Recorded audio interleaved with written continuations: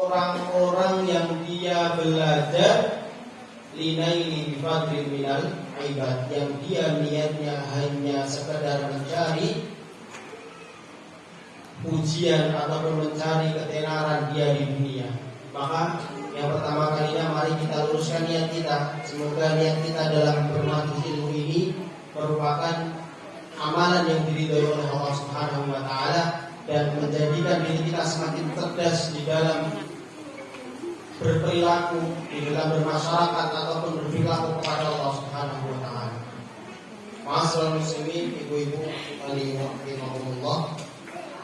Alhamdulillah, pada kesempatan kali ini saya diberikan kesempatan untuk memberikan salah satu nasihat yang Allah titipkan kepada kami. Dan sejatinya ilmu ini adalah ilmu yang Allah, tapi Allah titipkan kepada kita, dan kita memiliki kewajiban untuk menyiarkan ini semuanya dengan sebaik-baik pemahaman. Dan insya Allah nanti kita akan mencoba mengupas tuntas terkait dengan berkomunikasi dengan anak. Nanti saya tidak banyak bicara masalah apa yang disampaikan oleh pakar-pakar parenting, karena ini kajian muslimah, yang mana kajian muslimah itu harus diisi dengan dalil-dalil. Maka kita perlu, saya sampaikan di awal nanti biar ibu-ibu semuanya tidak kaget gitu. Kok isinya kok dalil-dalil terus? Karena gini Bapak Ibu rahimahullah, di dalam ilmu parenting itu dan dalam berkomunikasi dengan anak itu tidak bisa kok kita langsung mengambil cara itu, tidak bisa. Karena apa Ibu rahimahullah? Di dalam Al-Quran itu sangat jelas, sudah sangat gamblang sekali memberikan kepada kita basic kalau kita punya anak. Basicnya ke apa? Nah, nanti kalau kita sudah mengerti dan kita sudah memahami basicnya, maka nanti kesananya kita akan tahu sendiri bagaimana cara menyelesaikan masalah-masalah anak kita. Tapi bagaimana kalau kita yang tidak tahu basicnya, bukan paham basicnya, kita langsung loncat tuh ke materi-materi yang seharusnya itu dipelajari dan dilakukan setelah basic. Tapi kita basic ada belum memahami, maka susah untuk kita terapkan. Ibu-ibu rahimahullah, maka pertemuan pada pagi hari ini saya awali dengan pemahaman kita terkait dengan makna anak itu sendiri. Sebelum kita bicara banyak masalah berkomunikasi, makna anak yang disampaikan oleh Al-Ustaz Abdullah Nasibul Wan di dalam kitabnya Tarbiyatul Aulad fil Islam, beliau mengatakan bahwa makna anak putra putri urulan panjenengan sami ini ada 3 menurut Abdullah Nasibul Wan. Yang pertama ibu-ibu rahimahullah, menurut beliau di dalam kitabnya, yang pertama anak itu digambarkan oleh Allah Subhanahu wa taala sebagai perhiasan. Perhiasan itu kalau ibu-ibu ada perhiasan emas, perhiasan cincin, perhiasan kalung atau yang sebagainya. Kira-kira perhiasan yang jenengan badan itu berharga atau buatan? Berharga. Anak itu merupakan perhiasan yang sudah Allah turunkan kepada kita, yang sudah diberikan kepada kita, maka kewajiban kita juga harus menjaga. Orang kita kalau punya emas perhiasan aja jaganya mati-matian pembuatan bu. Dokternya sak-sakin apa dokternya kenal kali dikunci double nantian. Ini tuh sakit berharganya emas secara dohir emas itu berharga. Tapi anak ini jauh lebih berharga daripada emas itu sendiri. Bagaimana disampaikan oleh Allah Subhanahu wa taala dalam surah Al-Kahfi, "Al-malu wal banuna zinatul hayatid dunya." Harta dan anak itu adalah perhiasan kehidupan di dunia. Maka makna yang pertama ini adalah dikomentari oleh Imam Al-Qurtubi di dalam tafsirnya. makna anak sebagai perhiasan itu adalah karena anak itu yang pertama sangat berharga dan anak itu akan mendatangkan kemanfaatan untuk kita. Kenapa disebut zina sebagai perhiasan? Yang pertama karena anak itu berharga dan yang kedua karena anak itu bermanfaat untuk kita. Kalau emas kita nanti nggak ditanya, emas nggak bisa menolong kita, tidak bisa memberikan syafaat kita. Tapi kalau anak yang solih, perhiasan dunia ini akan menolong kita ketika kita telah di akhir. Maka dari pernyataan yang pertama ini saja kita harus paham bahwa kita harus pandai betul, cerdas betul di dalam mendidik. Dan pendidikan ini tidak bisa dilepaskan dengan berkomunikasi yang baik dengan anak. Ma'asyiral muslimin, ibu-ibu rahimani wa rahimakumullah. Kemudian beliau Abdullah Nasrullah mengatakan makna anak yang kedua. Makna anak yang kedua adalah anak itu sebagai nikmat yang agung dari Allah Subhanahu wa taala. Nikmat yang agung. Kenapa disampaikan nikmat yang agung? Sebagaimana Allah SWT berfirman di dalam surah Al-Isra ayat 6, "Tsumma radadna lakum 'alaihim wa amdadna lakum bi amwalin wa banin wa ja'alna aktsara nafira." Allah SWT berfirman, kemudian aku berikan kepada giliran untuk mengalahkan mereka kembali dan kami membantumu dengan harta kekayaan dan anak-anak dan kami jadikan kamu kelompok yang besar. Nah ini di dalam ayat ini ada sebuah rahasia yang sangat hebat. Ada rahasia yang sangat luar biasa. Yang ayat ini ditujukan kepada siapa? Kepada Bani Israel. Di dalam tafsir Jalalain itu dijelaskan bahwa ayat ini turun itu yang dimaksudkan kepada Bani Israel. Jadi kisahnya di dalam tafsir Jalalain dijelaskan dulu ketika Bani Israel itu diutus seorang nabi yang bernama Nabi siapa? Nabi Zulkifli. Sebelum Nabi Daud itu Nabi Zulkifli. Terus ya. Diutus Nabi Zulkifli, tapi apa yang dilakukan oleh Bani Israel? Dibunuh itu Nabi.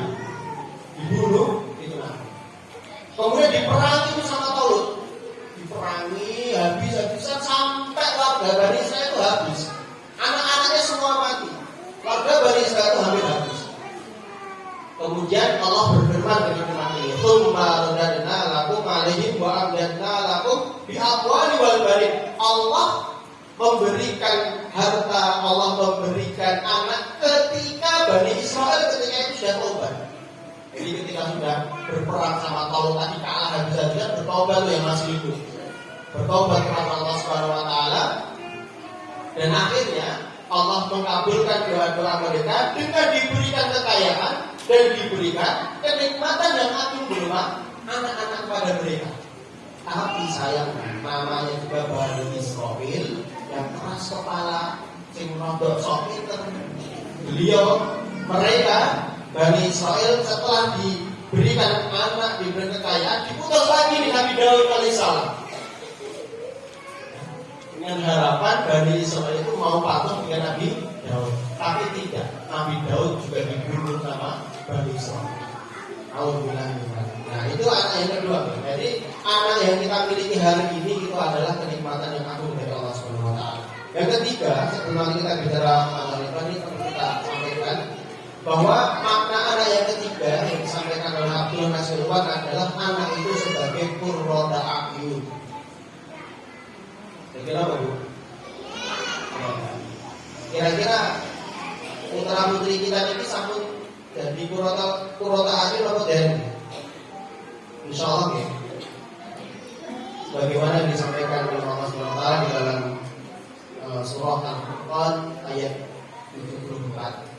Walladzina yaquluna rabbana hab lana min azwajina wa dhurriyyatina qurrata a'yun waj'alna lil muttaqina imama. Kira-kira ibu-ibu di sini pengen apa banget toh? Gadah putra putri itu ingkang soleh.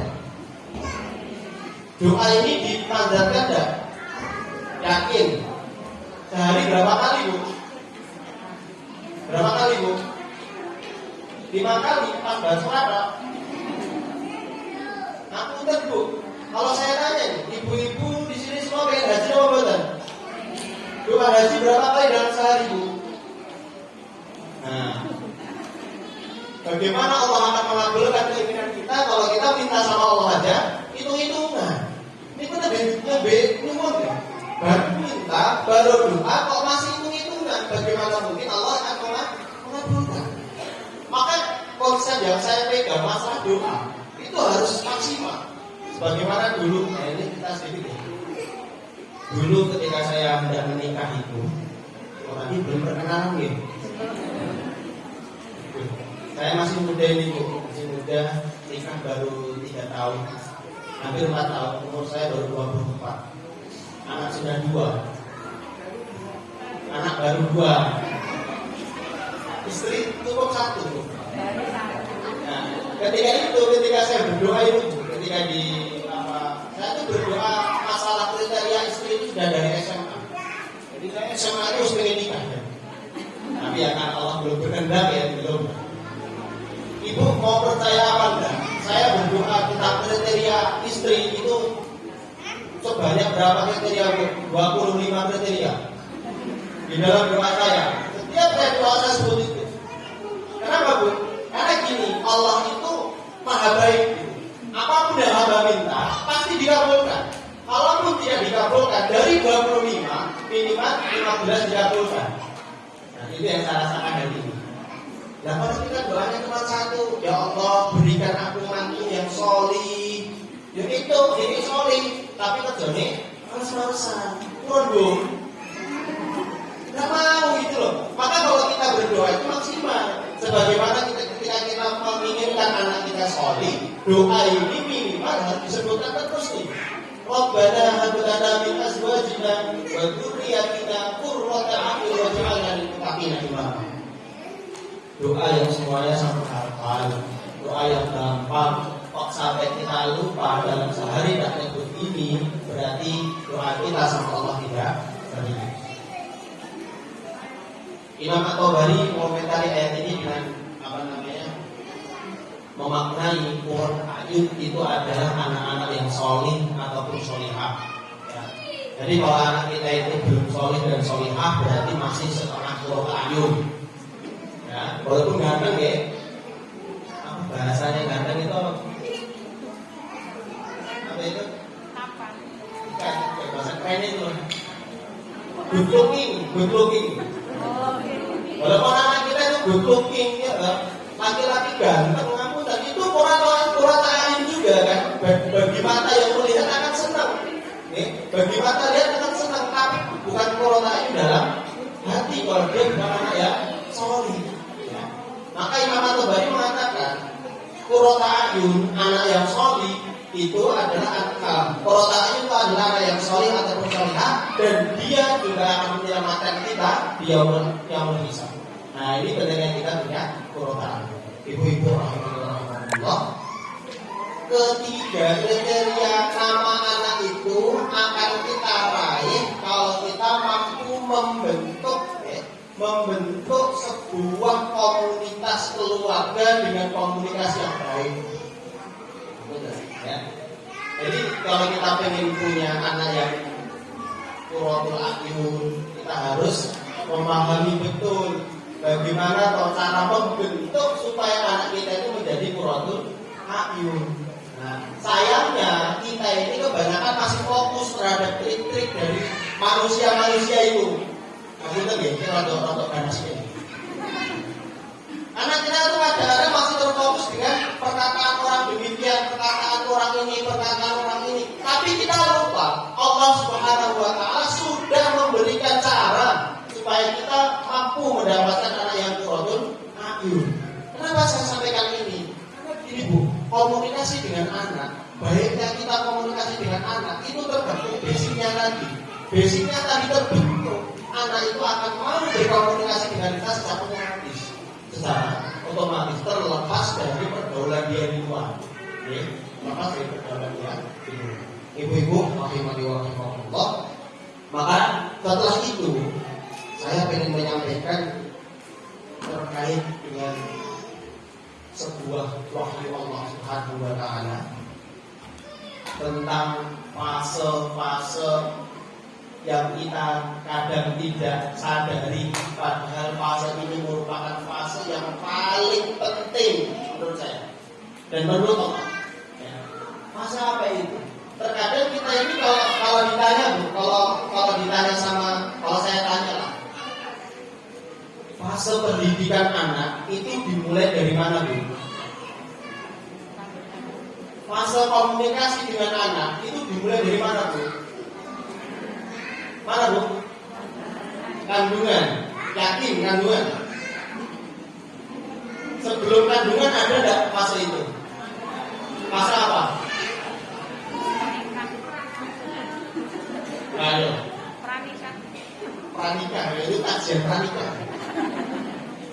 Oke. Jadi kita mencoba urutkan dulu fasenya. Baru nanti setelah fasenya selesai, nanti kata Allah ada nanti. Jadi Allahnya akan ada balasan dari Allah kalau fase ini semua dilalui oleh seorang yang beriman, terutama para ibu. Allah sendiri akan membantu ibu ini untuk mensolehkan anaknya, dan kalau anak itu tidak soleh, maka komunikasinya akan baik. Mesti itu dari Allah.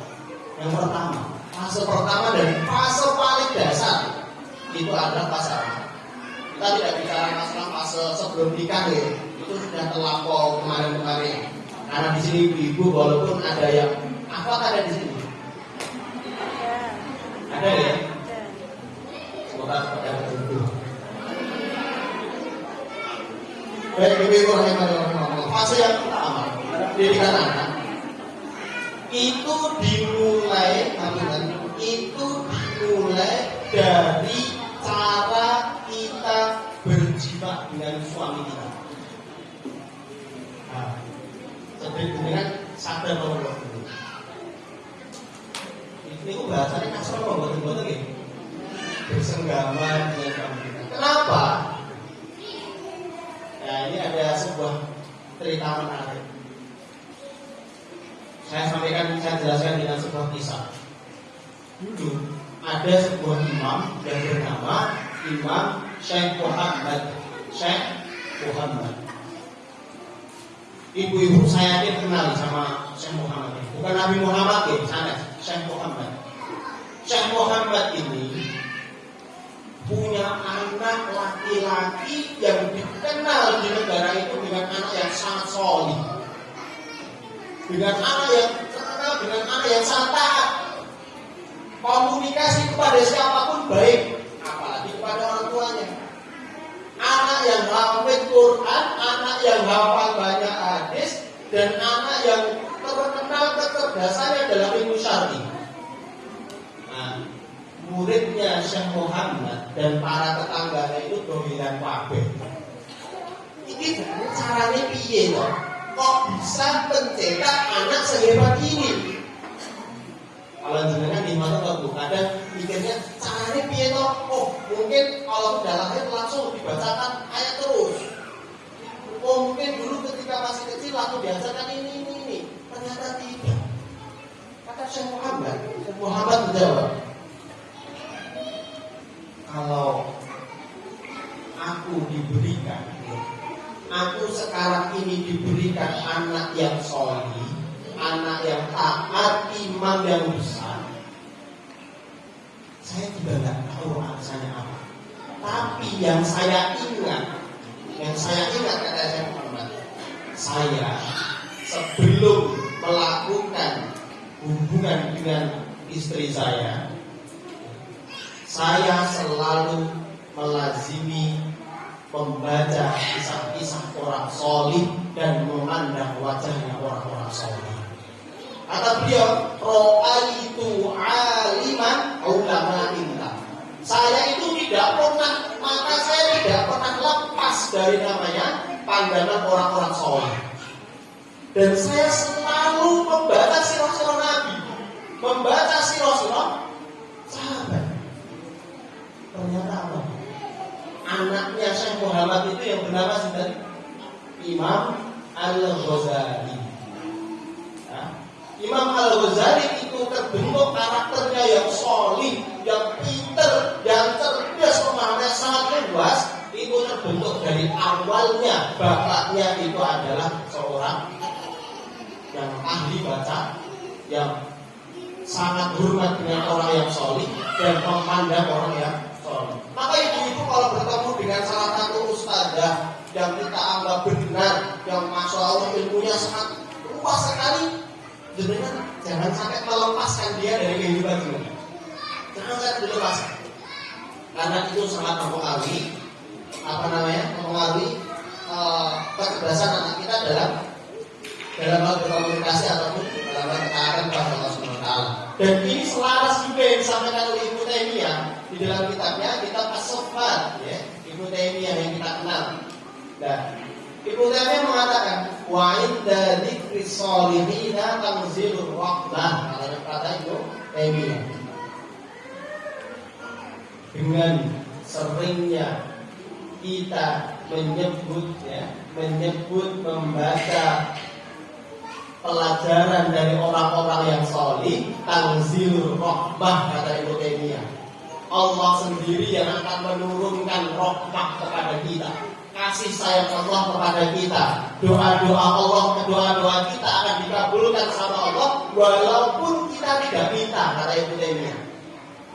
Dengan kita membaca pelajaran hikmah orang-orang solih dan memandang wajah orang-orang solih. Terus gimana Ustaz? Berarti mandang Ustaz oleh ya boleh. Jadi ya itulah, sama kalau perempuan ya sama perempuan, akhwat sama akhwat, ikhwan sama ikhwan. Sebaliknya tidak boleh. Maka kalau ibu-ibu memandang bapak jenengan itu soleh, ya dipandang nggak apa-apa. Ya, karena itu akan membantu pendidikan anak kita, yang bantu siapa? Allah sendiri. Ini penting untuk kita ketahui sebelum nanti kita berjalan di dalam mempelajari ilmu berkomunikasi. Ilmu berkomunikasi ini akan berhasil kalau kita melakukan step-step ini. Ibu rahimahullah, setelah fase bersekutu, maka fase yang kedua yang disampaikan Allah Subhanahu wa taala ini nanti kita mentadaburi di dalam surah Al-Imran. Di dalam surah Al-Imran ayat ke-35 sampai 37. Yang bawa mushaf dibuka, yang Qur'annya ada mushaf dibuka. Di dalam surah Al-Imran ayat 35 sampai 37, kisah yang sangat familiar dengan kita. Kisahnya siapa? Ibunda Hannah melahirkan Ibunda Maryam. Ibu-ibu sudah pernah apa belum mentadaburi ayat ini? Ayat ini merupakan basic basic seorang ibu menjadi ibu yang ideal untuk seorang anak. Ya, yang pertama itu adalah fase hamil. Fase kedua ya, fase hamil seorang ibu dengan hamil yang benar. Yo hamil ora bener piye to Mas? Yo hamil tapi nggih bener. Tapi hamil yang benar itu artinya hamil yang dia serahkan betul jarinya ini kepada Allah Subhanahu wa taala. Bagaimana Ibunda Hannah ketika itu berdoa kepada Allah Subhanahu wa taala, qala bi Imran, istri Imran Ibunda Hannah, Rabbi inni nadartu laka ma fi batni muharraran fataqabbal minni. Rabbi, ya Allah, ketika sudah mengandung, dia berdoa, ya Tuhanku, sesungguhnya aku bernazar atas namamu, janin yang ada di perutku ini kelak menjadi hamba yang mengabdi kepadamu. Fataqabbal minni, maka terimalah nazarku ini, innaka antas samiul alim. Sungguh Engkau yang Maha mendengar lagi Maha mengetahui. Pertanyaannya, ketika dulu jenengan hamil, kalau saya kan waktu itu, nanti kalau saya bilang kita kan repot. Nah, kalau dulu jenengan pas hamil, kira-kira jenengan doakan janin jenengan dengan doa apa Bu? Nah, ini flashback dulu ya, ibu-ibu mungkin sudah wis ora apa hebat kok ibu ini disampaikan ke anak-anaknya nanti. Ya, jadi hamilnya Ibunda Hannah sehingga melahirkan seorang wanita yang hebat, dan wanita ini melahirkan seorang nabi. Ya, itu awalnya dari sini, kuncinya. Ketika hamil, Ibunda Hannah menadarkan betul janin yang ada di perut ini kelak menjadi apa? Menjadi hamba-hambanya Allah SWT yang taat kepada perintah Allah Subhanahu wa taala. Maka hamil yang benar adalah hamil ketika wanita itu hamil menggunakan secara maksimal kehamilannya itu untuk taat kepada Allah Subhanahu wa taala. Kata Ustaz Abi Hidayat yang hafalannya sangat luar biasa, anaknya yang hamil, yang amat, yang hamil anaknya kabur. Apa betul itu? Anaknya beliau itu yang terdas itu kalau beliau menyampaikan, ketika istri saya hamil, rumah saya tidak berhenti dari namanya murotal. Tidak berhenti dengan murotal. Walaupun saya ada di rumah, mesti murotal memutar. Walaupun di rumah itu nggak ada orang. Ya. Dan diputar setiap juz. Katakan lahir bulan pertama, terus tanpa berhenti. Ini mau rusak apa? Itu mau nenek rusak. Gak punya anak seorang apa boten? Gitu.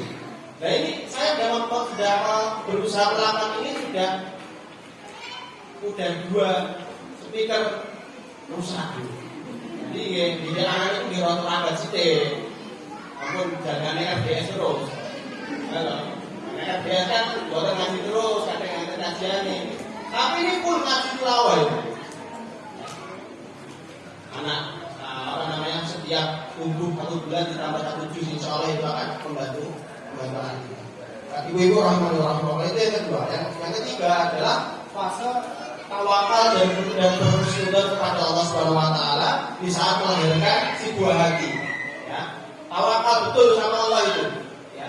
Jangan sampai kita meminta laki-laki tapi yang dilahirkan perempuan kita belum. Belumnya kita walaupun kita tidak ucapkan, hati kita tidak terima, itu sama saja kita tidak meyakini sabda Rasulullah Muhammad SAW, khairul mukhiratullah. Yang terbaik itu adalah pilihan Allah Subhanahu wa taala. Bagaimana di sini dikatakan tuh sama Ibu Dahana, falam wadu'atha qalat rabbi inni wada'tha unta. Maka ketika melahirkan, Ibu Dahana mengatakan, ya Tuhanku, aku telah melahirkan anak perempuan, padahal Allah itu yang lebih tahu apa yang harus aku lahirkan. Wallahu a'lam bima wallahi. Walaysa dzakaru kal unsa. Dan laki-laki tidak sama dengan perempuan.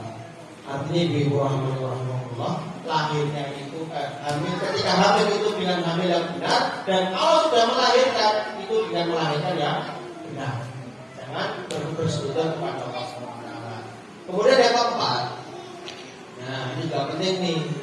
Yang keempat adalah fase pemberian nama anak. Ya. Ini di dalam surah Al-Imran juga. Wa inni sammantuha Maryam wa inni u'idzuha bika wa dzurriyyataha minasyaitonir rajim. Ibu memberikan nama dengan nama Maryam. Nama yang mulia, nama yang agung, nama yang sangat tinggi di dalam agama Islam. Nah, kira-kira anaknya kita ini namanya sudah bagus-bagus atau belum? Saya kira sudah bagus-bagus. Kan sing putra putri ini namanya kesing Jawa saya tentu. Saya nama buatan. Tapi kan kalau Jawa itu maknanya bagus kan problem tidak masalah. Tapi ada seorang anak TPA itu kan diceritain. Anak TPA, ya anak TPA perempuan gadis itu. Saya ditanya, saya dapat kisah ini dari salah satu ustaz saya. Ustaz saya bilang, saya tanya itu sama murid itu. Kenalan semua, anak-anak kenalan semua. Tibalah seorang gadis kecil, ditanya sama ustaz saya itu, adik, namanya siapa adik? Adik itu menjawab dengan PD-nya. Anak namanya bahasa Arab. Nama saya Zulmi Laila. Zulmi Laila. Apa yang kau buat dulu? Saya mau buat dulu. Artinya apa nih gue? Kunjungi aku malam-malam. Ayo. Dan ini kan mau ngerti bahasa udah cuma aku nih. Dan apa yang dikunjungi gitu? Nah ini ibu itu mesti ya kita di kandang wong aku digo. Bahasa Arab itu tidak semuanya artinya juga bagus gitu. Artinya bukan harus nama itu harus pakai bahasa Arab. Kalau pakai bahasa Arab dengan arti yang bagus. Jadi Bahasa Arab itu dengan makna yang apa namanya? Yang bagus juga, bukan nilai lah itu maksud orang tua apa saya tidak tahu gitu. Tapi kalau kita mendengar itu kan ambigu gitu. Apa dikunjungi karena itu perempuan gitu loh. Nah, itu nanti kalau masuk pondok saya tidak membayangkan bagaimana kalau dikunjungi. Karena keren juga namanya. Nah ini pentingnya kita memberi nama. Nah setelah itu Bu, setelah orang tua seorang ibu menjalankan dari fase awal sampai fase keempat itu, maka kata Allah, fataqabbalaha rabbuha biqabulin hasan, kata Allah. Allah menerima, maka Allah menerimanya dengan penerimaan yang baik. Penerimaan yang baik. Kira-kira Ibunda Maryam itu setelah dilahirkan sama Ibunda Hana masih punya bapak atau enggak tentu? Sudah enggak. Kira-kira habis itu dititipkan sama siapa? Nabi Zakaria.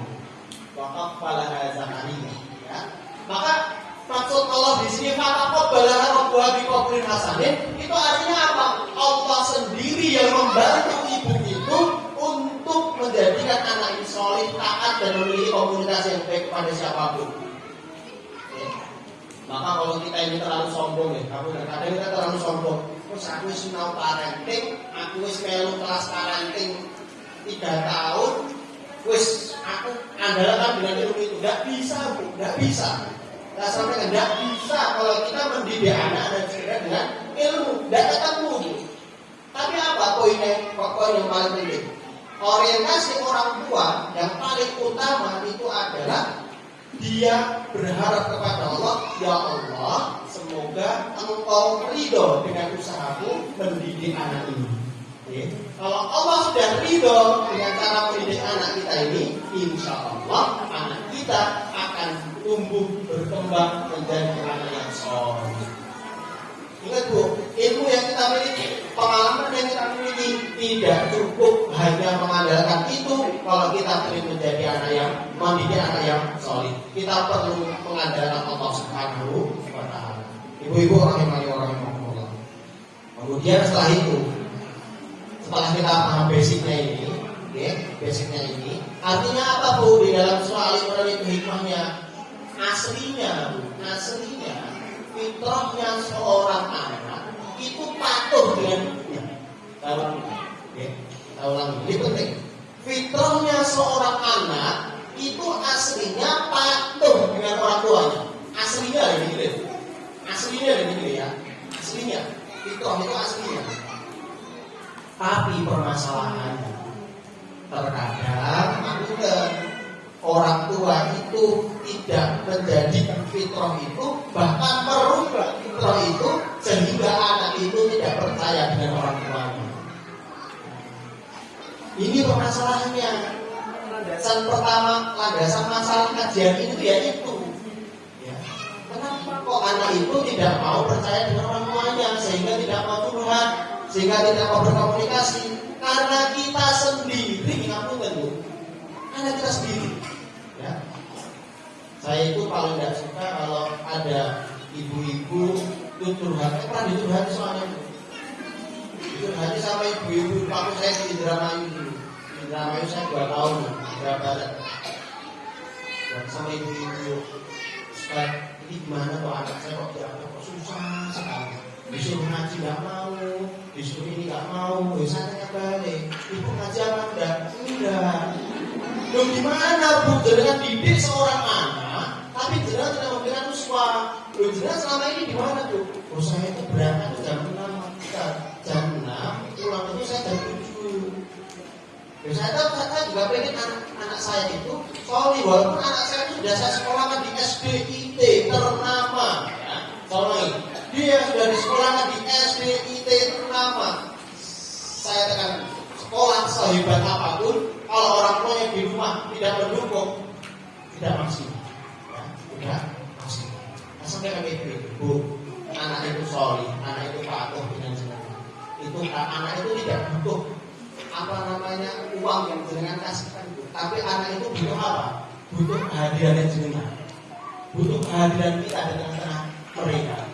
Jadi kalau kita sudah tidak mendapatkan kehadiran orang tua, anak sudah tidak mendapatkan kehadiran orang tua, sudah habis. Tidak ada harapan lagi. Susah untuk mendapatkan harapan anak itu soleh. Kecuali sebagaimana kisahnya Maryam ketika itu Maryam tidak ada sosok ayah, akhirnya dititipkan kepada orang yang tepat, kepada siapa? Nabi Zakaria. Nah, kalaupun terpaksa kita tidak bisa mendidik secara langsung, maka titipkanlah ke orang, ke instansi yang tepat, ya, yang tepat. Ibu-ibu rahimahullah. Maka landasan dalam berkomunikasi ini tidak hanya untuk seorang ibu dan bapak, tapi untuk seluruh manusia sebagaimana ada sebuah perkataan al-insanu madaniyun litqad'a. Manusia itu diciptakan oleh Allah Subhanahu wa taala untuk hidup berkelompok. Namanya sudah berkelompok itu butuh komunikasi. Nah, banyak kasus nih, dan di sini ada banyak yang menjadi guru, ada banyak yang menjadi yang sering ngomong itu apa tuh? Dan guru. Kerjaan. Ya, apalah pokoknya kerja di luar rumah. Kerja di luar rumah. Apa kan? Karena gini. Seorang ibu dia pandai betul berkomunikasi di luar rumah. Pandai. Dia menjadi juru bicara sebuah perusahaan. Di mana-mana bicara dia, dan kalau sudah yang berbicara dia, seluruh proposal cair semua. Paham ya? Saking kita ngomong nih, sudah kalau sudah yang mati dia udah habis itu, mesti cair. Tapi banyak juga permasalahan orang tua yang dia pandai betul bermasyarakat, dia pandai betul dalam berorganisasi, tapi dia tidak pandai dalam berkomunikasi dengan anak. Ini menjadi sebuah pukulan telak untuk kita. Sesibuk apapun jenengan sebagai seorang ibu, maka jangan sampai jenengan pulang lelah capek, terus yang menjadi pelampiasannya anak. Saya pun juga gitu, baru 2 hari yang lalu. Saya cerita sedikit. 2 hari yang lalu, hari Jumat itu saya ada kajian kedua. Siang sama malam di Karanganyar. Nah, Jumat itu kebetulan saya baru ujian akhir semester. Saya masuk kuliah, Bu. Iya, karena kan kalau duit ini tidak boleh berhenti ya kan ya. Tidak boleh berhenti walaupun lagi semester 3. Nah, ini nah, sekolah lagi. Nah, habis dari Karanganyar pulang habis sisa UAS gitu. 2 mata kuliah, kodaru sinyalnya efek. Yang kedua, laptopnya ketinggalan di kantor. Padahal harus jadi makalah ini. Diskusi. Akhirnya pinjam salah satu ustadzah ini, kan saya dari pondok salah satu ustadzah pinjam. Kodaru laptopnya remote, Bu. Kejar waktu supaya tidak telat, jantenya jam sekian. Belum mikir dia. Waduh, pusing. Sampai saya udah ketika kajian hari Kamis itu saya sudah mikir sampai Jumat itu masih mikir. Akhirnya saya keluar kata-kata seperti ini, Bu. Duh, ini piye, ini ujian malah kayak ini. Anak saya yang baru 2 tahun 2 bulan. Error 1 bilang gini, Abi, jangan marah-marah. Loh, saya ini gak marah, saya ini cuma mengekspresikan diri gitu. Tapi apakah anak itu salah berkata demikian, Bu? Tidak. Anak ada salah. Yang salah kalau kita diberikan pernyataan seperti itu sama anak kita membela dengan cara yang kasar. Abi ini orang itu yo, nah itu salah. Maka hargai teguran anak dengan kasih sayang. Minta maaf, menyampaikan maksud ayah itu seperti ini, maksud bunda seperti ini, seperti itu juga. Kalau pulang kerja sampai kesel, nah pokoknya udah sampai rumah itu udah tidak pertamanya dari turun atau dari kelengaran gitu.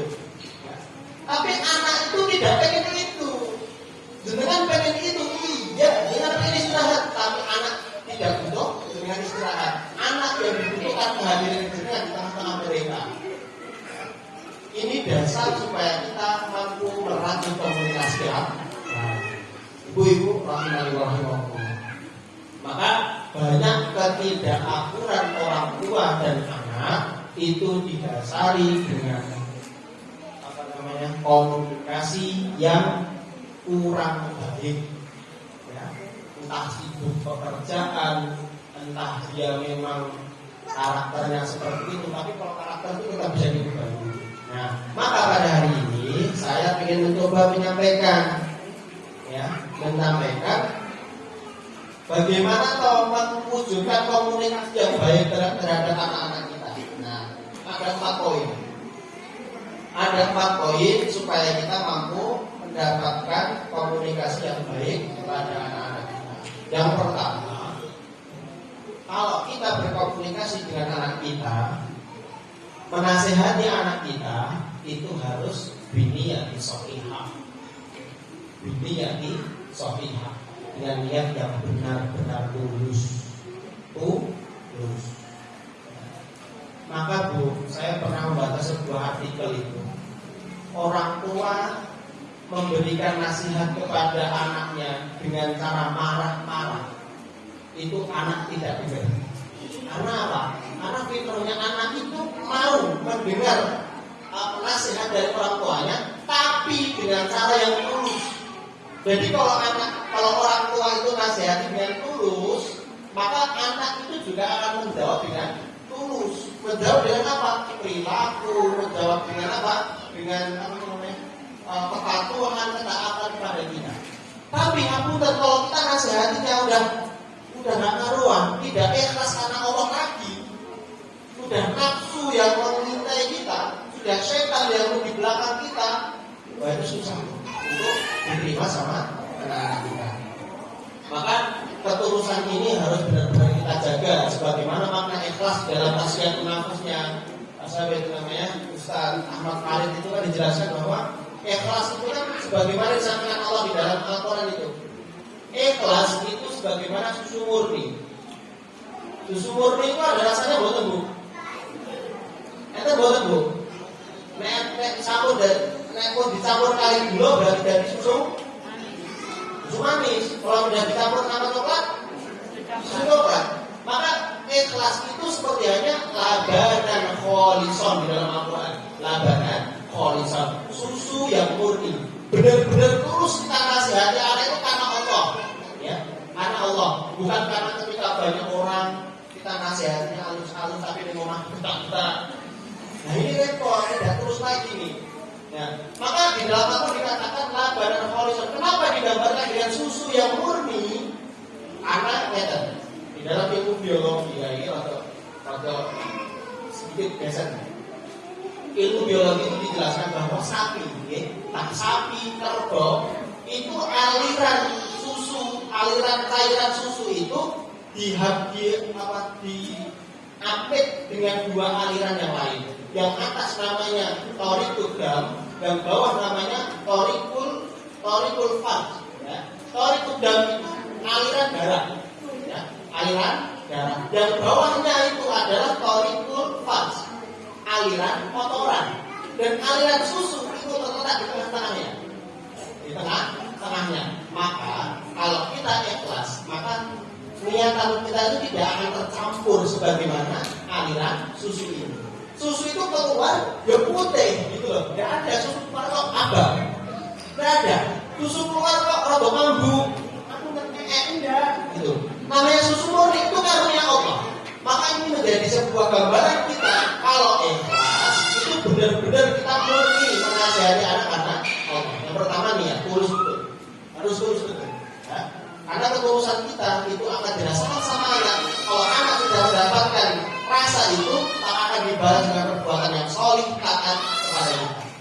ibu-ibu rahimani Allah. Yang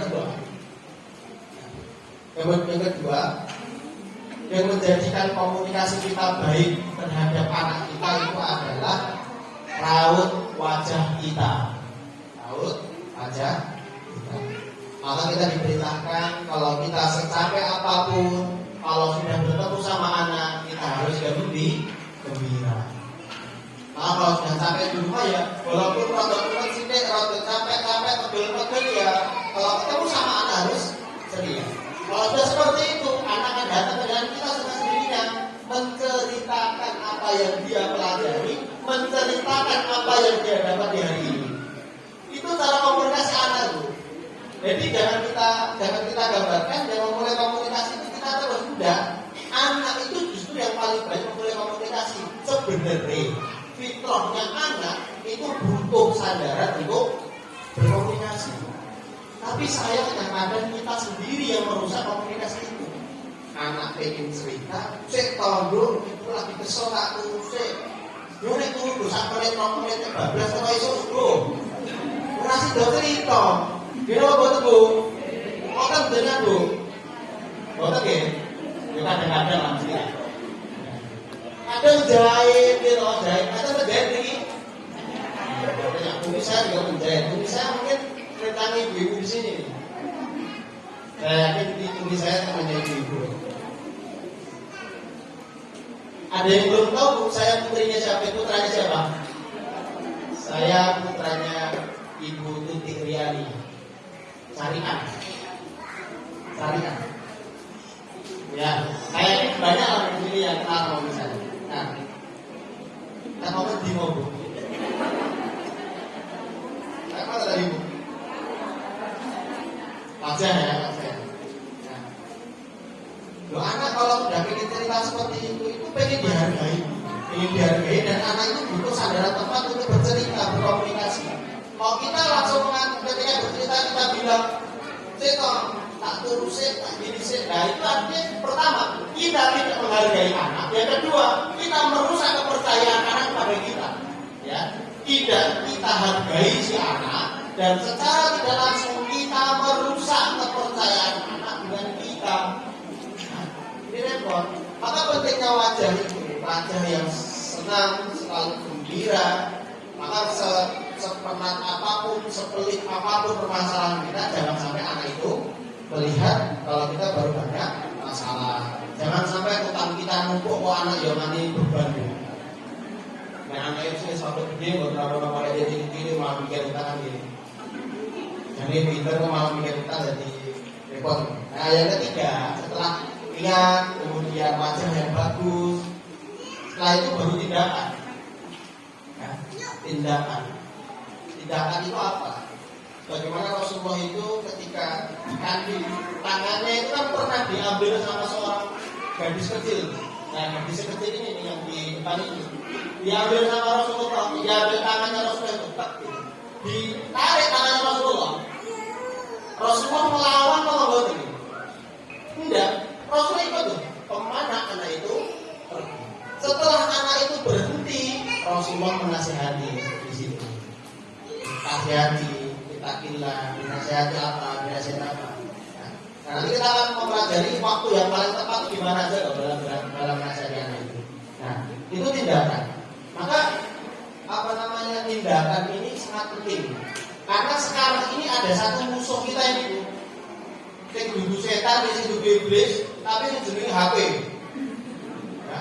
Anak pengen curhat nih, anak pengen cerita nih. Ya, anak pengen cerita, ini kita masih bicara anak masih kecil ya. Kalau anak sudah besar di beda lagi ceritanya. Ini anak masih kecil, kita main HP. Kalau sebenarnya ada yang tunjukin jenengan. Kita masih main HP, apa? Nah, kemudian anak kita pengen cerita, ibu, kita masih mau sini. Nah, ini artinya, saya lagi, kita tidak menghargai anak. Kalau sudah anak merasa tidak dihargai, maka susah anak itu akan percaya dengan kita. Makanya banyak kasus anak itu lari curhatnya ke orang lain, lari curhatnya ke medsos. Kalau sudah ke medsos, ke WhatsApp, ke Instagram, bahaya. Seluruh aktivitasnya diketahui seluruh dunia gitu. itu tindakan. Maka budaya-budaya HP ini perlu kita perhatikan betul. Jadi di keluarga kecil saya juga sudah mencoba untuk anak itu saya PHP deh, walaupun ada bengkel ini. Karena dia susah banget ini. Ibu gimana? Jadi kalaupun ada sesibuk apapun di HP, bilang sama anak, bentar ya nak ya, Umi baru ada ini, sampaikan. Jangan sampai nggak bilang apa-apa. Pusat ngomong bapak saya, bapak PHP yo. Diundang kalau pakai padahal pilih sama ibunya, ya kan tidak masalah. Yang keempat, setelah tindakan adalah kata-kata. Kata-kata ini maksudnya apa? Intonasi dalam berdialog, berkomunikasi. Seperti yang saya sampaikan, saya ceritakan tadi dulu. Saya itu tidak marah-marah, tapi dari intonasi yang tinggi itu. Ini biar tahu ini. Maka kalau menasihati anak, sebagaimana Rasulullah menasihati Ibnu Abbas itu dengan nada yang lemah lembut, karena anak itu beda menasihati yang sudah dewasa. Ini 4 poin penting yang harus kita perhatikan betul di dalam berkomunikasi dengan anak. Niat yang tulus, wajah yang gembira, yang senang, tindakan yang tepat, dan kata-kata yang indah. Kata-kata yang indah dengan panggilan, yang awali dengan panggilan. Jadi bukan kalau di Jawa itu manggil le itu panggilan saya kalau buat itu le gitu, do gitu. Panggilan saya buat ini. Ya tergantung intonasi ini. Iya tak? Nah, protokol maksudnya berarti ini rada kasar. Tapi halus le, do, ini. Nah, kembali ke intonasi. Hal yang sopan, kalau intonasinya naik, anak itu akan mengira itu hal yang buruk, akan tersinggung aja. Ibu-ibu orang yang manggil orang itu. Maka setelah kita tahu cara-cara itu, kita baru mencari kapan kok waktu yang tepat dalam menasihati anak. Nah, ini juga penting kita perhatikan, dan ini juga sangat familiar dari tengah-tengah kita. Saya yakin ibu-ibu juga sudah belajar tentang bukunya Dr. Muhammad Nur Abdullah Hafidz Suwaidi. Ya. Beliau itu menulis buku Cara Nabi Mendidik Anak. Ya. Cara Nabi Mendidik Anak. Ibu rahimahullah. Di dalam kitab itu, ini saya ringkas. Di dalam kitab itu beliau menyampaikan ada beberapa tempat dan waktu yang tepat untuk berdialog dengan anak. Jadi menasihati anak itu tidak selamanya di waktu dimanapun kita berada dan kapanpun kita berada itu. Tapi Rasulullah mengajarkan kepada kita ada beberapa tempat dan waktu yang tepat untuk kita menasihati anak. Yang pertama adalah di perjalanan. Di perjalanan. Ketika kita dengan sama anak kita itu kan, kita nasihati itu. Tapi anaknya pas numpak mobil mabuk, dia mau dinasihati. Ini jadi ibu ketika aku lagi membuat dari tahu gitu. Tapi ini yang disampaikan Rasulullah tuh. Katakan jenengan mengajak, ayo kita piknik gitu kan, ke pantai Gunung Kidul. Dan di perjalanan itu sampai ke nasihat-nasihat baik di situ. Ketika jadi nasihat sederhana saja yang tidak ada berat, katakan, ayo nak, ini jalannya naik ini, ayo kita semuanya takbir, Allahu Akbar, Allahu Akbar, Allahu Akbar. Oh jalannya turun ini, ayo mari kita mengucap Subhanallah, Subhanallah, Subhanallah, Masya Allah, Masya Allah. Nah itu kan nasihat-nasihat sederhana yang kita akan utamakan ke anak-anak kita, bukan hal yang berat. Itu juga disampaikan yang dilakukan oleh Nabi Muhammad SAW. Ketika itu kisahnya Ibnu Abbas yang sangat familiar itu. Ketika itu Rasulullah diberikan hadiah sama Kisra itu sebuah bagal. Bagal itu apa? Bagal itu kalau kita di rodok-rodok seperti keledai, jalan tapi bukan pakai gede, itu bagal. Nah, beliau Rasulullah menaiki bagal itu, menungganginya dengan tali dari serabut. Beliau memboncengkan Ibnu Abbas di belakangnya, Kemudian Rasulullah sewaktu perjalanan berjalan beberapa langkah dia menanyakan, ya bulan, ditanya tuh, ya bulan, ya bunayya. Kemudian Ibnu Abbas menjawab, labbaik wahai Rasulullah Muhammad SAW. Kemudian Rasulullah menasihatinya itu, ihfadillaha yahfadka. Kira-kira nasihat jagalah Allah dan Allah akan menjagamu itu nasihat yang berat apa ringan, Bu? Berat itu, Bu. Tapi Rasulullah memilih menasihati Ibnu Abbas ketika itu masih kecil. Gimana? Di perjalanan. Maka hikmahnya kita menasihati di dalam perjalanan itu sangat banyak sekali. Salah satunya adalah kita bisa menyelipkan ya, ajaran-ajaran baik kepada anak-anak kita. Ini perjalanan. Kemudian yang kedua, waktu yang kedua yang dilakukan oleh Rasulullah dalam menasihati anak adalah di waktu makan. Kadang-kadang kita biasa kita Umi, ayo makan bareng. Bisa osek gaele. Ada gitu, Bu. Ibu iji repot. Padahal itu, ya. Padahal beliau Dr. Muhammad Abdullah Al-Hafidh As-Suwaidi itu komentari kisah-kisah dari Rasulullah terkait dengan menasihati dalam makan ini. Kalau seorang tua tidak memiliki waktu bersama anaknya ketika makan, maka kata Muhammad ini apa? Dia kehilangan salah satu waktu emas dia dengan anaknya. Yang lalu, kalau orang tua tidak mau membersamai anak di dalam makan, membersamai anak makan bersama, maka sejatinya orang tua itu kehilangan kesempatan emas berdialog dengan anaknya. Kita makan itu waktu yang paling enak. Makan. Jadi ketika terlebih kalau masih kecil disuapin, dinasihati itu lebih mudah. Ketika sudah dewasa sudah masih mudah.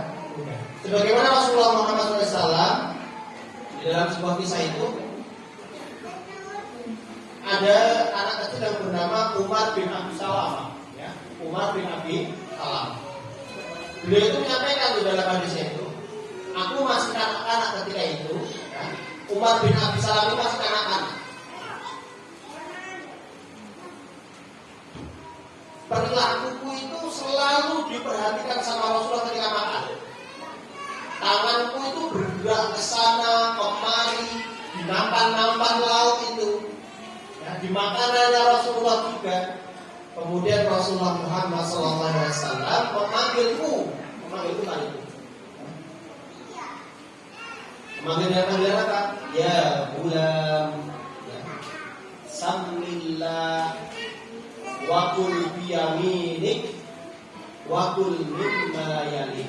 Kata Rasulullah, wahai anak kecil, wahai gulam, mulailah dengan bismillah, makanlah dengan tangan kanan, dan makanlah yang paling dekat denganmu. Kemudian Umar bin Abi Salam mengatakan, setelah nasihat itu, perilaku ini yang aku lakukan sampai aku meninggal. Artinya apa? Nasihat di waktu makan itu merupakan waktu yang paling emas untuk kita lakukan dengan anak-anak kita. Jangan sampai kita menolak ketika anak kita mengajak makan. Biasa sekali, Bu, ayo Bu, buat pisang-pisang ini ayam Bu. Setengah tahun rata mie ayam Bu. Setengah tahun rata mie ayam ini gimana tuh? Maksudnya makan bareng di luar gitu. Ya, makanya kalau makan bareng itu ditargetkan di planning itu penting gitu. Jadi kapan aku menyampaikan nasihat ini kepada keluargaku, waktunya waktu makan saya program seminggu sekali saya ajak makan di mana ataupun makan aja, cari makan kesukaan dia, belikan, dibuka di situ, dia suruh ambil duluan. Dan ayo bagi makanan. Nah, di tengah-tengah dinasihati. Aku sudah bismillah kau belum. Padahal bismillah itu kan mengatakan ini. Dari hal yang kecil ini Bu, dari hal kecil ini akan mempengaruhi komunikasi kita ketika nanti anaknya sudah besar.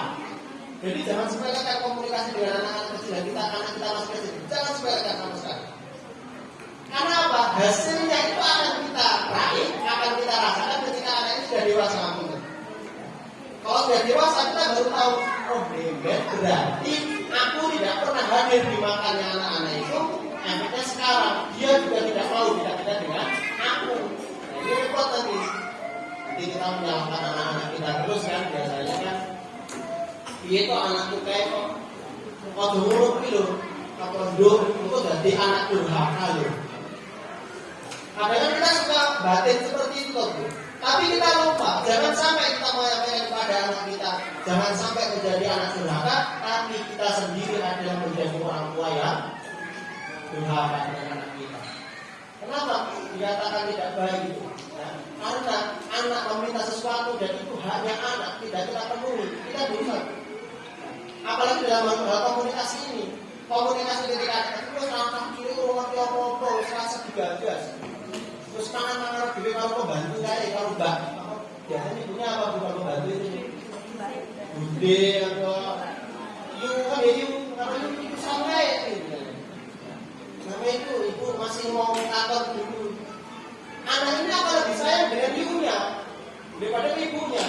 Ibunya bilang seperti ini A B dilakukan, tapi ibunya bilang A B sampai Z dan didengar radio. Karena satu ibunya tidak menghargai anak. Ini faktor penting ini untuk kita berarti menasihati anak ketika makan. Sampaikan nasihat untuk mereka ketika makan. Kemudian yang ketiga adalah waktu yang tepat untuk menasihati ketika anak itu sakit. Ketika anak sakit itu sangat bagus waktu yang bagus untuk menasihati.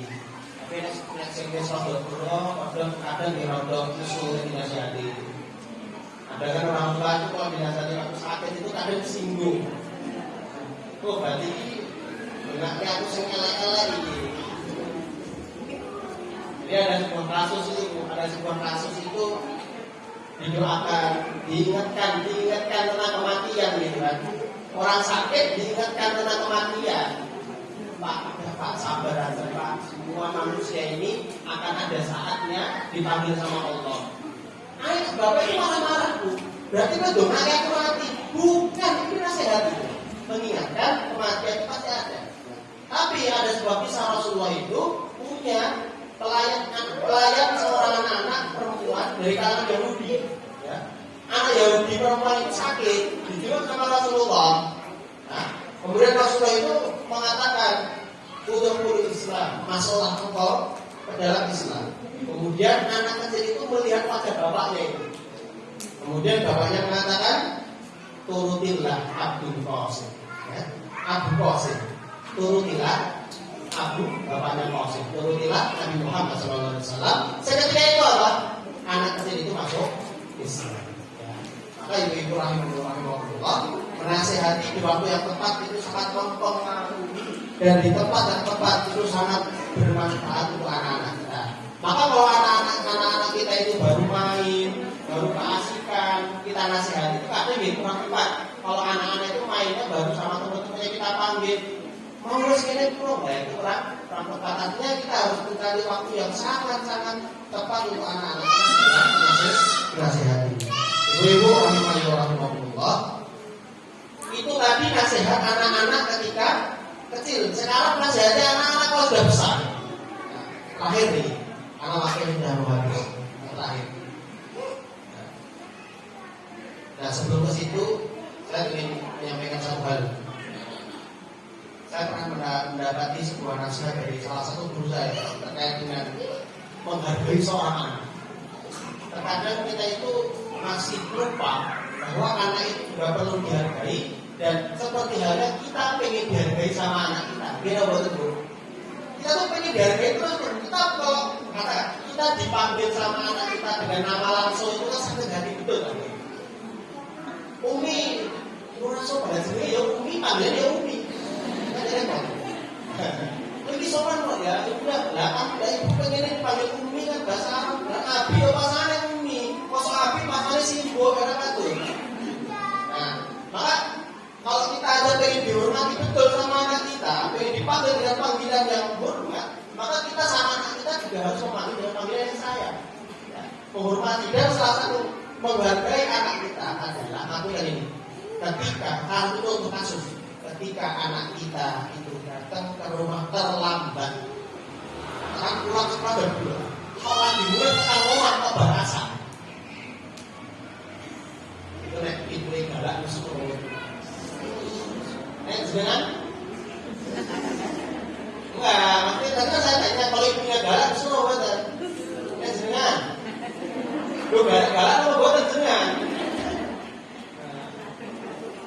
Banyak juga dari kalangan para ibu-ibu dan bapak-bapak itu anaknya pulang terlambat langsung disengih-sengih. Apa terlambat? Apa mulai telat? Mesti barusan anaknya nggak kurung. Padahal nggak tahu. Anak itu baru ngomong, Bu, ngapunten, saya tadi alasan. Kan kita nggak bicara seperti itu. Padahal anak itu pengen bilang, Bu, ngapunten, tadi saya kehabisan bensin, saya tadi banyak bocor, saya tadi nolongin orang yang kecelakaan. Kan bisa jadi. Maka salah satu menghargai anak itu dengan cara kalau anak itu pulang terlambat, biarkan dulu alasan. Jangan seudon dulu orang percaya ibu aku ngapusi. Jangan. Maka bangunlah komunikasi dengan anak dengan cara yang baik, dengan cara mendengarkan keluh kesah mereka, alasan mereka, hujah mereka.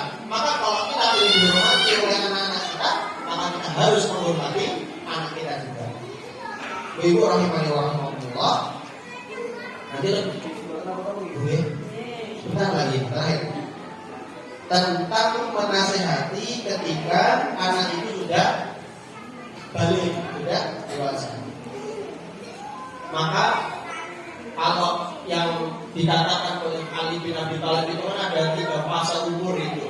Yang pertama kan fase 0 sampai 7 tahun itu dikatakan sebagaimana seorang raja. Anak itu harus diperlakukan sebagaimana seorang raja, dikasih sayang, diberikan pelayanan. Nah, kemudian fase kedua 15 sampai ke 21 kata Ali bin Abi Thalib adalah fase kita menganggap anak sebagai tawanan, kita pantau. Ya.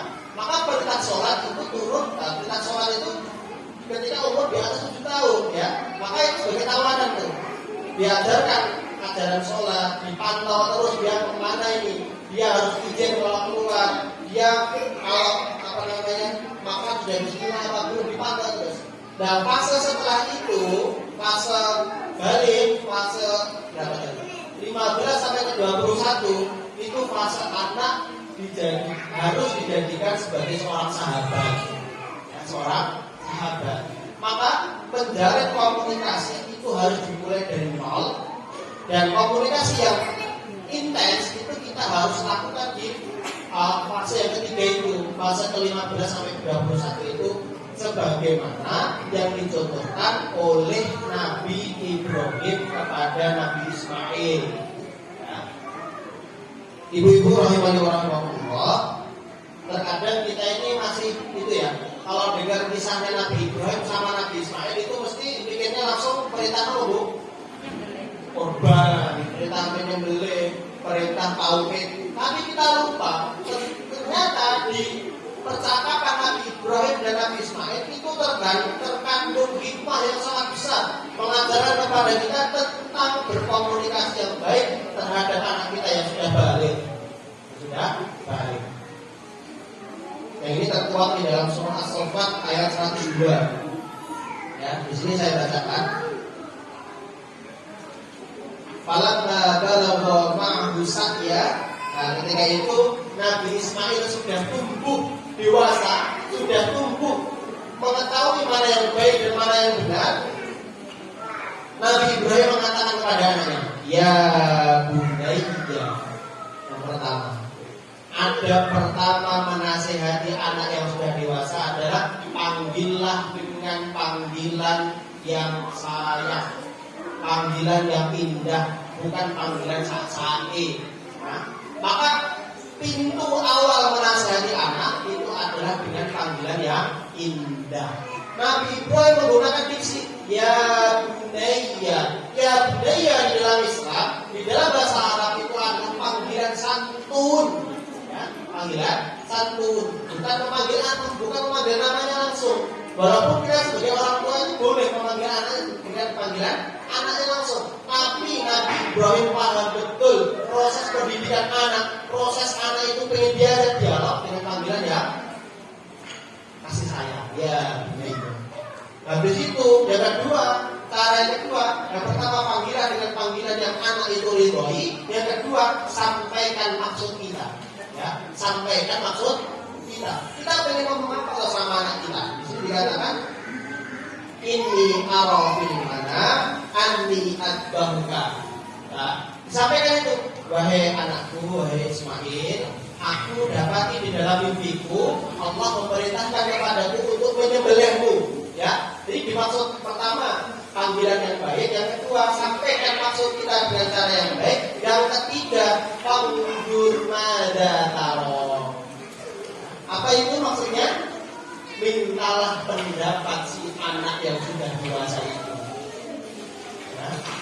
Jadi kalau kita berdialog sama anak yang sudah dewasa, jangan kita menganggap kowe kudu ngene, enggak bisa orang yang sudah dewasa itu.